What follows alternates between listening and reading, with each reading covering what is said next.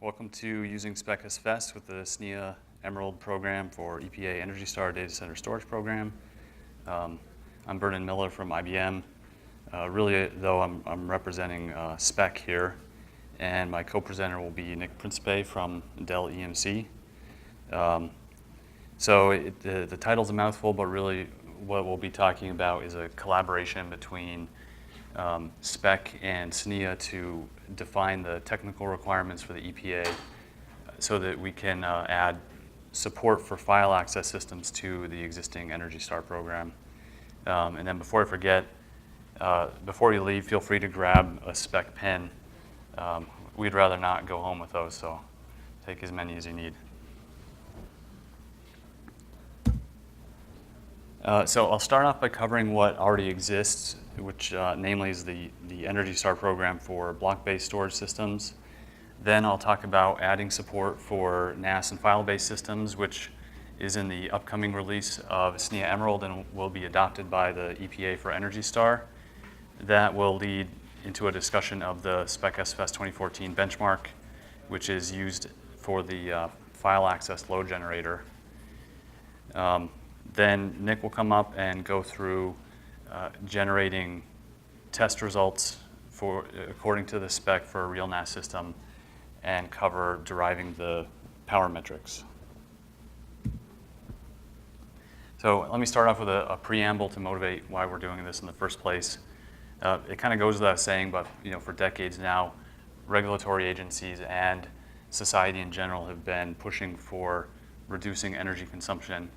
And anybody who has stood in a data center for very long can understand the massive amounts of energy required to power IT equipment and keep the lab cool. And power and cooling are a significant cost of operating a data center, as we heard from both the keynotes from Citigroup and Los Alamos.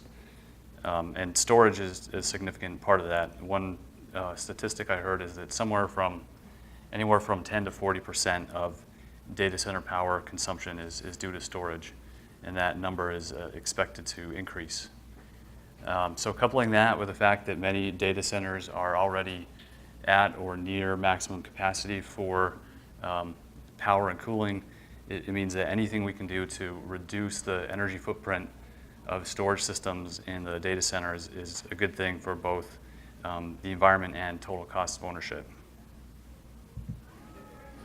So here in the US, to address these issues, the EPA has created an Energy Star program specifically for storage, and it's really a natural progression from other Energy Star programs. For example, Energy Star covering computers in the early 90s and monitors, up to more recently with the Energy Star program for enterprise servers.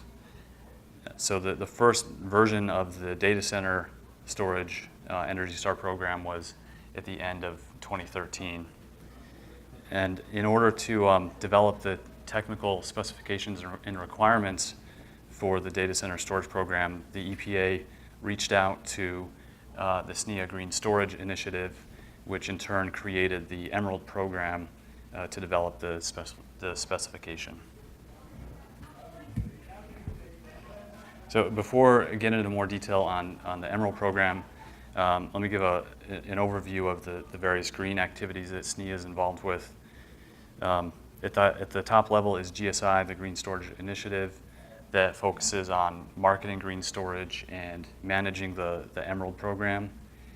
Underneath that is the Green Technical Working Group, or the Green Twig, and the Green Twig takes direction from GSI and is made up of storage experts who meet regularly to develop specs, write white papers, and they also do training and tutorials on Emerald N and other things. But most importantly for this topic, the Green Twig writes the SNIA Emerald Power Efficiency Measurement Specification, which for brevity I'll just refer to as the spec. And then finally, the Emerald program itself promotes the use of the specification and publication of test results to help customers make green storage decisions. So a little more detail about SNIA Emerald. It enables vendors to determine storage system power efficiency through well-defined procedures.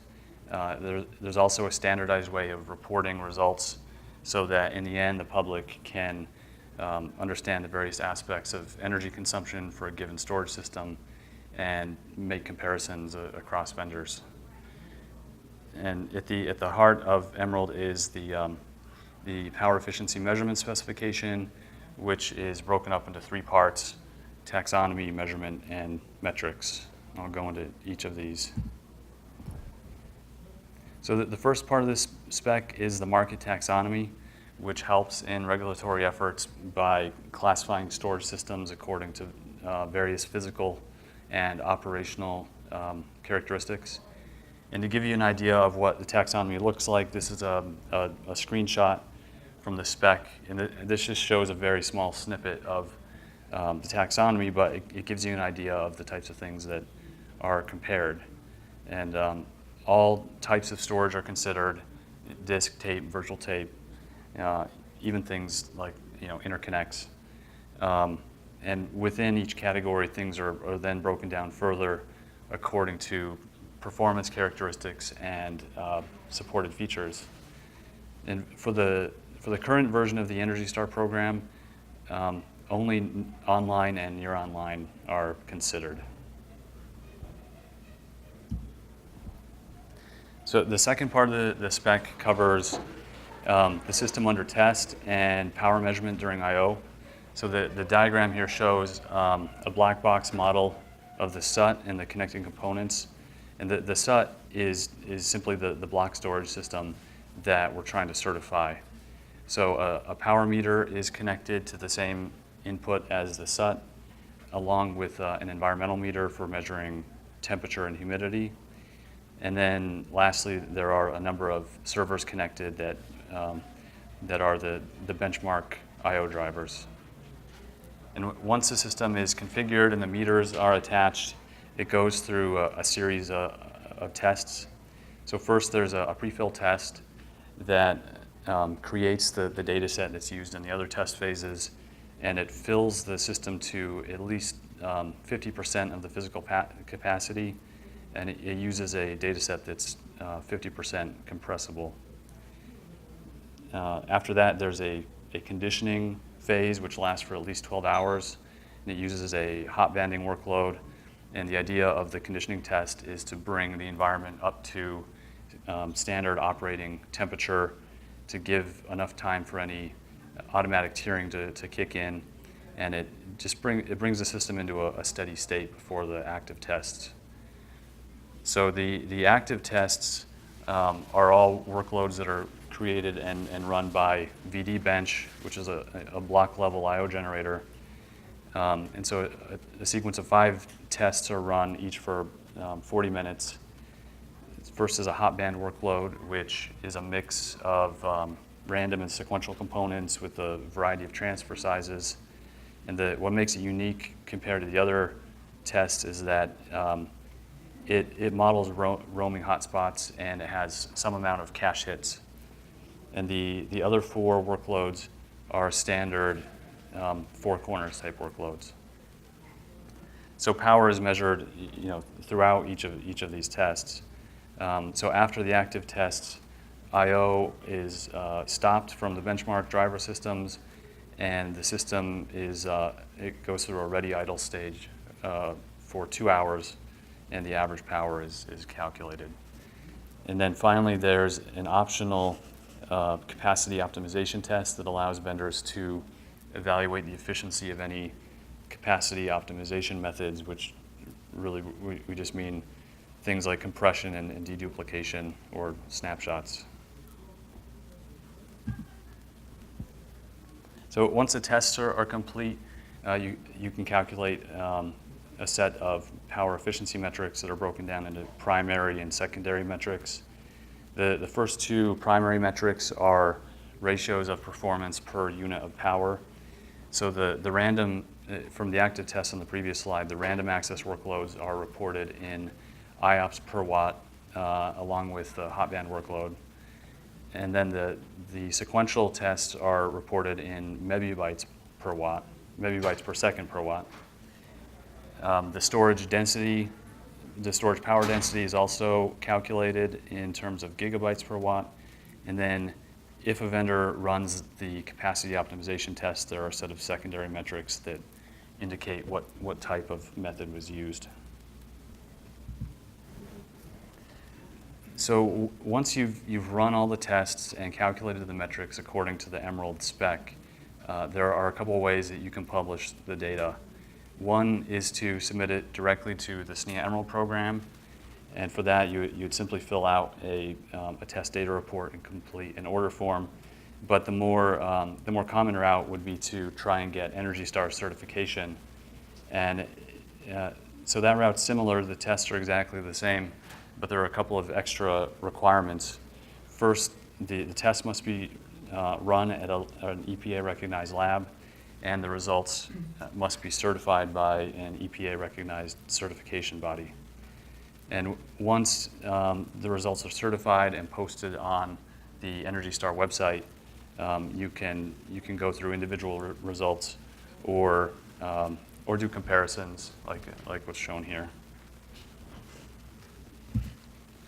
Okay, so that covers what already exists, which is only for block access storage systems. So before I go any further, I should have a disclaimer. What I'll be covering next is the follow-on version of the Emerald spec, which is pre-release, so it's all subject to change.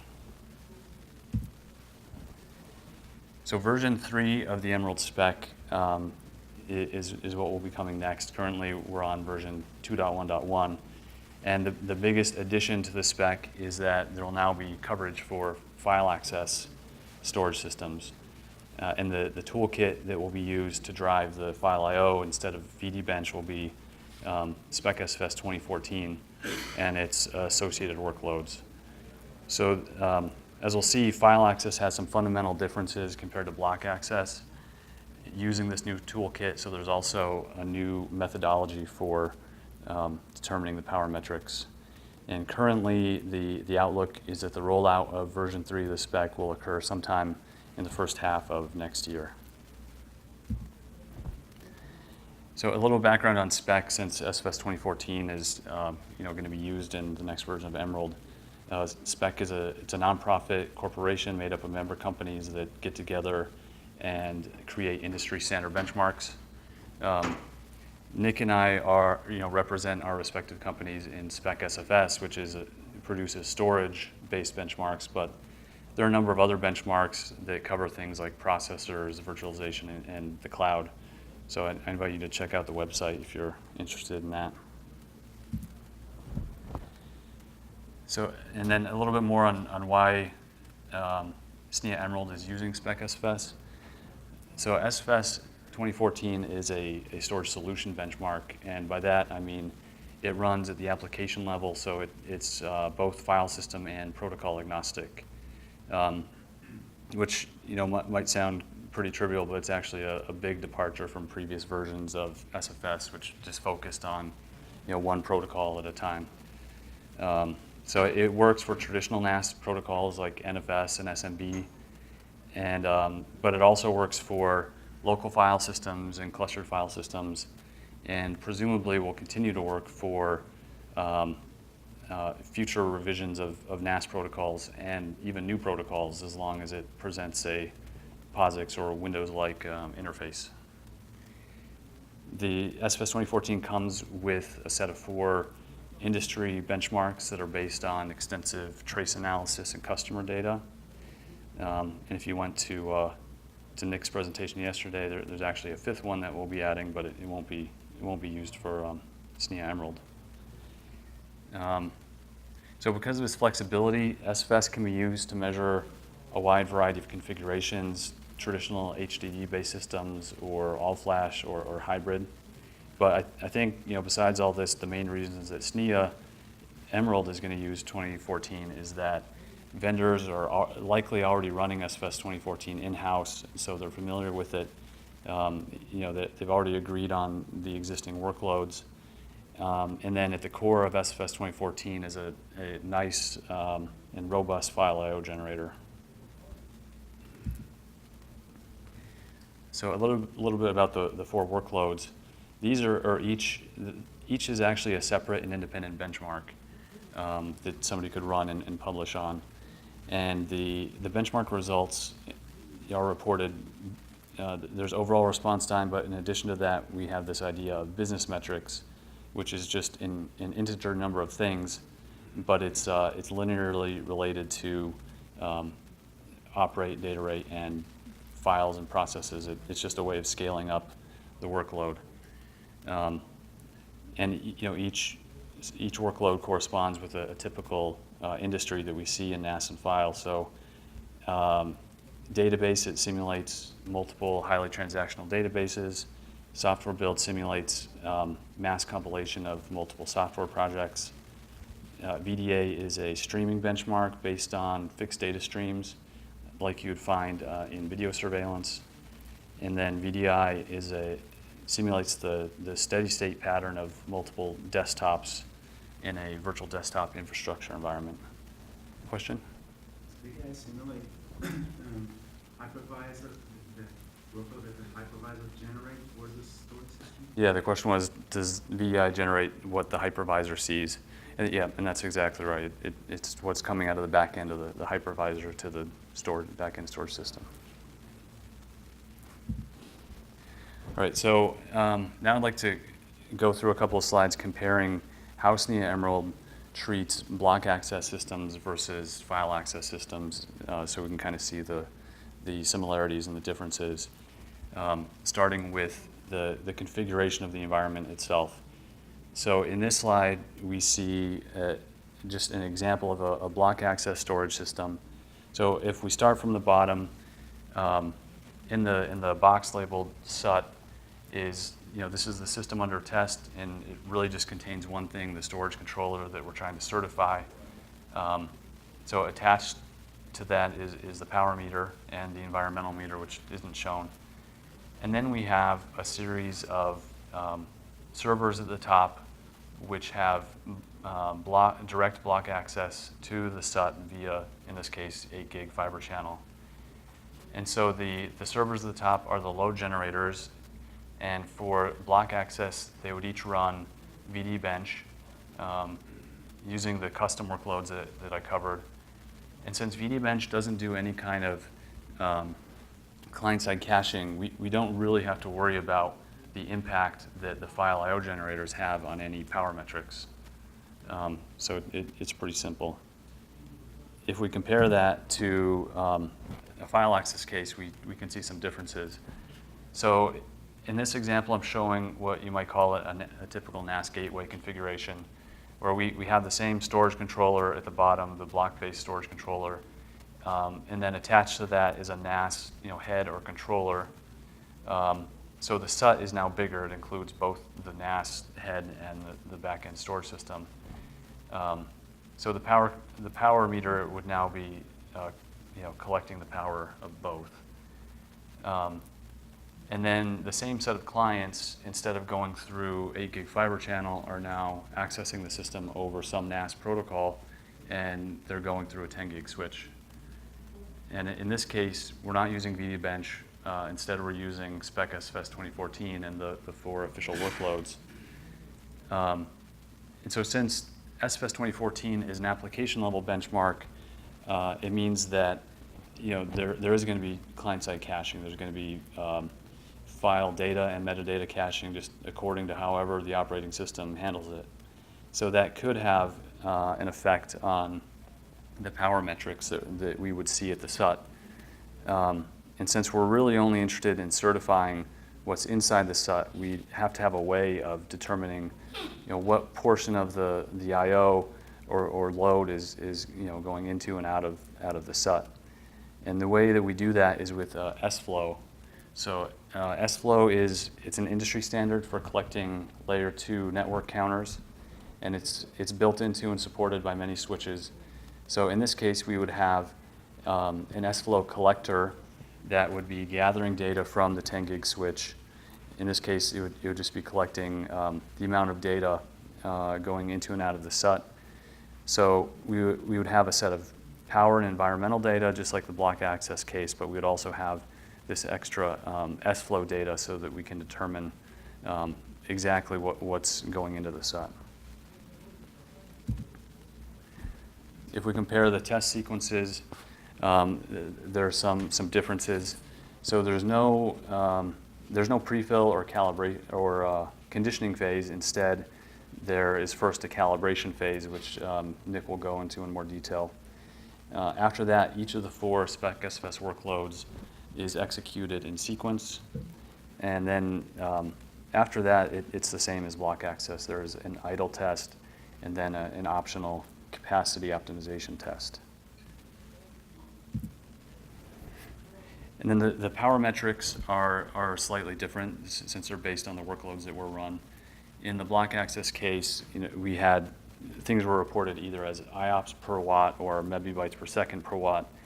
In the file access case, everything is reported in megabytes per second per watt for each of the 4 workloads. And I should mention that the megabytes per second here is the megabytes per second as calculated from S-flow data and not from SFS 2014, which would be at the load generator level.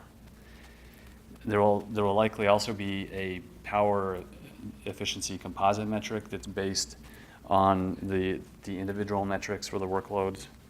And then just like the block access case, there's a power efficiency during the ready idle test phase. So now I'll hand it over to Nick to cover the rest.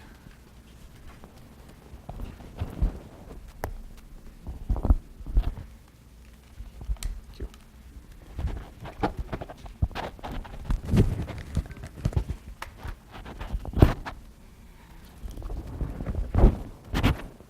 All right, does that sound okay?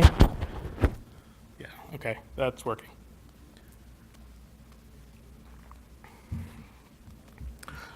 All righty, do we have a pointer? No, all right, that's fine. So I want to walk you through first talk about the measurement points. Vernon walked you through the diagrams and everything, but I want to elaborate further that the SPEC SFS 2014 metrics, so the actual performance measured by SFS 2014 as the load generator, those are only used to determine your maximum valid load point that you want to run at, and then specify the steps to generate the load for the actual efficiency testing. But those aren't the metrics used for the Emerald efficiency metrics. Like Vernon mentioned, those are the statistics collected by S-flow from the network switch in front of the system under test, and the power measured by the power meter that's connected and measuring the power usage by the entire system under test.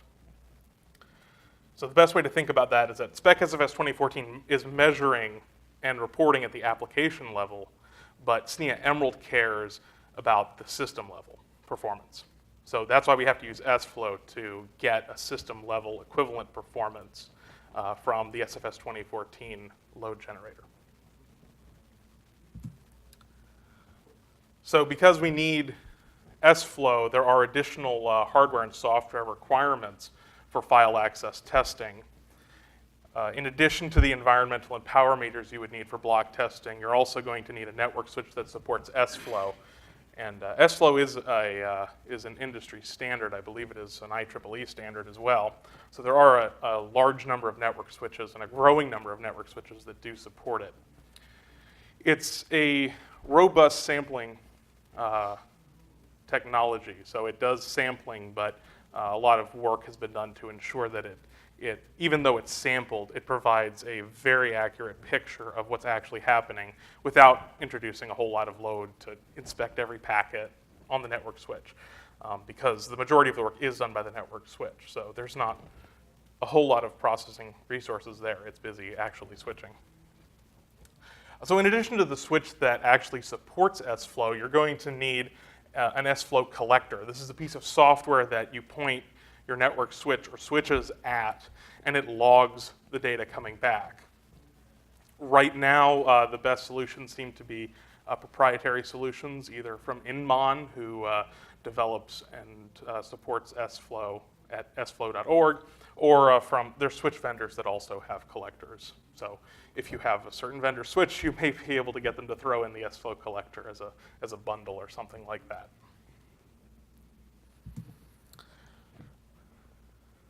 So we walked through the test procedure at a high level. I want to dig down deeper into each of those 4 points that Vernon mentioned on a previous slide. The calibration phase, which comes first, then measurement, data reduction, and finally arriving at the SNIA Emerald metrics. So what do we mean by calibration? Calibration is finding your maximum valid load point for each SFS 2014 workload for your system under test. Because there are 4 different workloads, you want to find or how fast your SUT can go for each of those workloads. You may already know the answers to this. If for your Emerald testing or Energy Star testing, if you're testing a config that you've already tested in-house for regression analysis or for SFS 2014 publication, you may already know the maximum valid load point. So it may be a total no-op. A lot of companies do use SFS 2014 for regression testing on their releases to make sure performance doesn't degrade. So that's the benefit of using a tool that's already out there for this sort of work for efficiency measurement as well. If you don't know the answer or you're not sure of the answer, you can run a few tests to determine this. So you could do this with maybe 1 or 2 runs, 1 if you get really lucky, 2 if you're not so lucky, just to probe for that maximum load point. So you'd adjust the load points you're requesting on these first initial calibration runs of SFS 2014. So I'm going to show you what that looks like. This is a real example that I ran on a generic NAS server. This isn't any sort of vendor, it's just a generic server. I legitimately set it up, and I had absolutely no idea what the maximum valid load point was for the software build workload. So I set it up to run. It was a fairly small system, so I told it to start at 1 business metric, 1 software build, and run up to 30, incrementing by 1 each time. I had a lot of time to kill. I just would let this run in the background. I checked in on it, actually, after it had finished the 28th load point, and I looked at the results, and I saw, well, the performance had totally stopped increasing. You can see we hit a real big wall right here. In this case, it was at about 10,000 operations per second. And the SFS 2014 benchmark was telling me these are all invalid runs. So it tags any data point where you didn't meet the success criteria, the requested ops per second, response time, whatever, that's a per workload attribute. It will tag those in the results file with invalid run. So I know that this right here, 20 software builds, is my maximum valid load point for software build for this system under test. So you could just repeat this procedure for all the 3 other workloads for this same system under test, and you would have your calibration phase totally done. You'd know the maximum valid load point for each workload.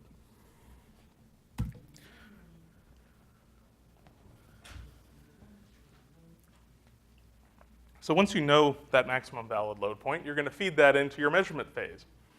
And so using that maximum valid load point, you're going to run each workload using 10 evenly spaced load points up to that maximum valid load point. And before you start the benchmark running, you're going to start environmental collection, power collection, and the SFlow data collection. So you're gathering data from these 3 sources, 2 of which are really used to derive the metric, the SFlow data and the power meter.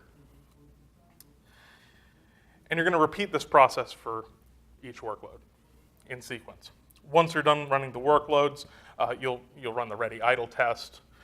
And for ready idle, all you really need is the power data and I believe the environmental data as well. That's run while it's idle. There's no load generator running, so there's no need to collect SFlow data because the numbers would be 0. Let me show you an example of measurement.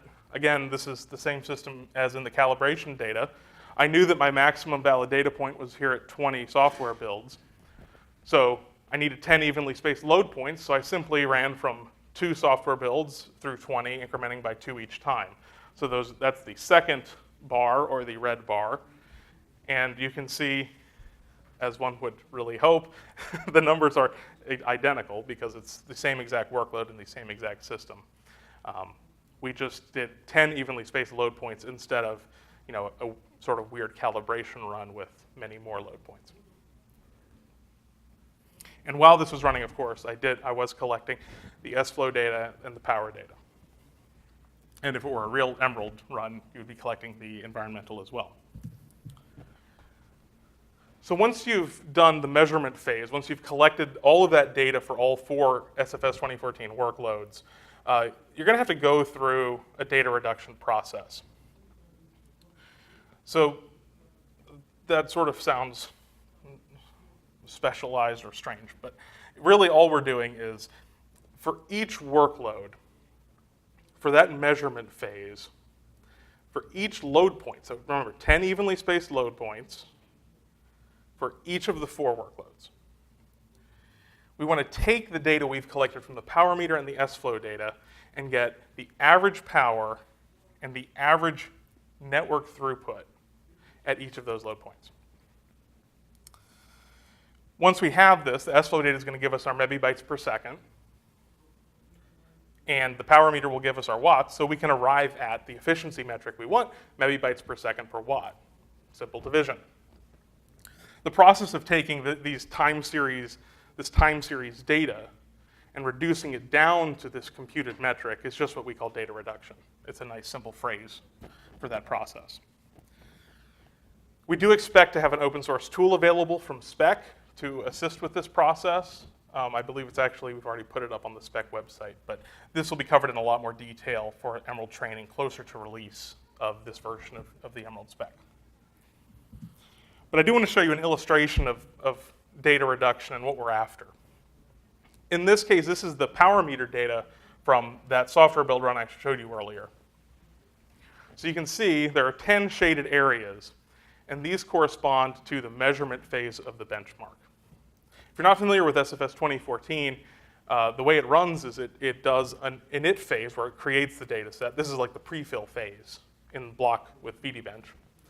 And after that, it is a warm-up phase. So you can think of that as the next phase in Emerald, the conditioning phase.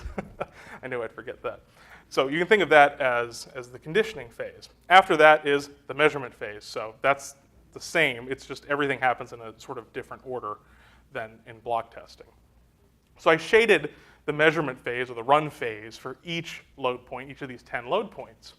So we only want this shaded portion, and we want to compute the average for each of these. So that gives us one number for each of the load points. So the open source tool that we'll have makes this a whole lot easier because it will automatically tag the data for you, so it's much easier to compute the average in any number of ways. Once you've done data reduction, this is what the data looks like. So you can see for software build, we went from 1 to 10 iterations. We know this is from 2 to 20 software builds, but that's immaterial at this point. So we have the average watts used by the system under test for the software build run after data reduction. So this is the watts part of our megabytes per second per watt metric. So we simply do the same exact process for the S-flow data, and you would have, again, one data point for each iteration. You divide the two, and then you have megabytes per second per watt for each load point for each of the 4 workloads.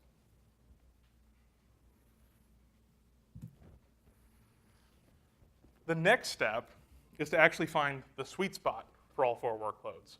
So we're going from 10 data points for 4 workloads all the way down to just 4 data points that we really care about.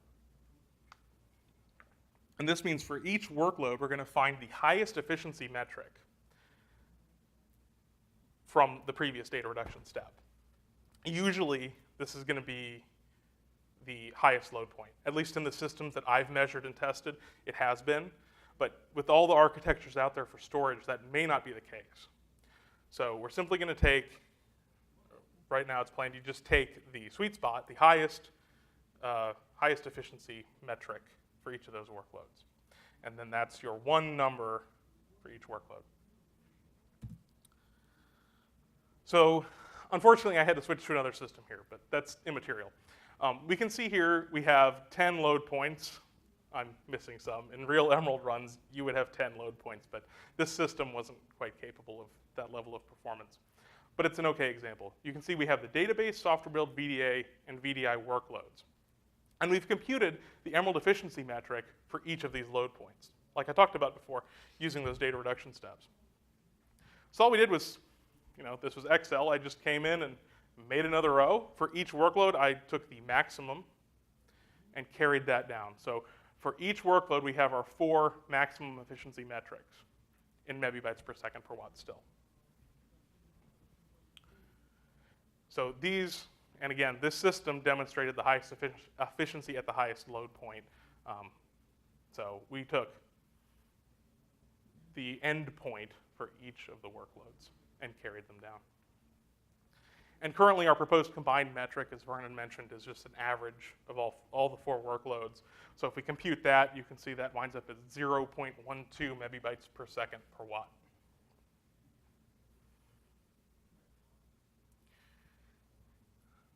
So this bottom section here, the maximum efficiency for each workload and that combined metric, those are your SNIA Emerald efficiency metrics for this system under test. We have a question.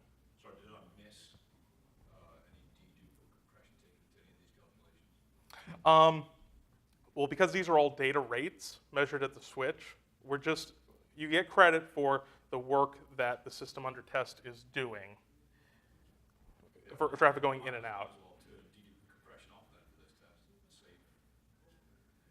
How penalized? Well, Like the spec benchmarks today. So. right, and so then, and I should repeat the question. The question is, so dedupe and compression aren't really factored in here. They aren't. Compression and dedupe can be discovered via the capacity optimization tests later, and you do actually get credit for those as part of the Energy Star program. So you get credit for having capacity optimization metrics, but that's not really, the measurement of those is out of scope for the Emerald program right now. These data sets will be compressible, but it's up to you whether or not you want to do it. If you want to compare to storage systems against each other, then you only care about the amount of energy they generate under the same. I mean, if there's dedupe in the protocol, in the network, then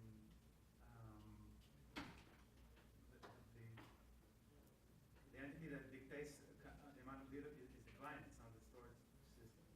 So if you have dedupe on the storage system, if it costs you less to store data, then it will show in those results, I suppose. Yeah, that's the whole goal is that by measuring using SFlow to measure at the network switch, at least you're getting credit for doing the active phase, the work that's actually being done from an application perspective. We're still at the application perspective, but the SUT is only getting credit for the work it's actually doing, the work it's seeing, receiving, or the work it's sending out, transmitting.